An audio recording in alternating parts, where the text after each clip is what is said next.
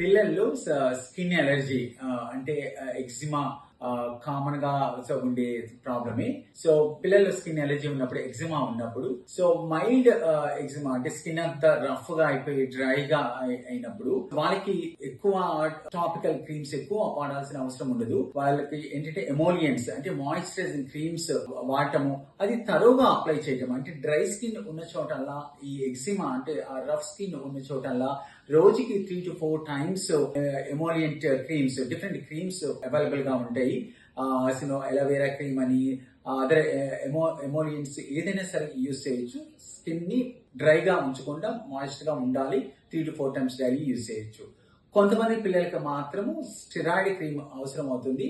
అది రోజుకి ఒక్కసారి అప్లై చేస్తాము. అది బాగా ఎగ్జిమా అంటే ఎలర్జిక్ స్కిన్ ఎక్కువ ఉన్న ప్లేసెస్ లో మాత్రమే రోజుకు ఒకసారి అప్లై చేస్తాము. ఫేస్ మీద యూజువల్ గా అప్లై చేయకూడదు.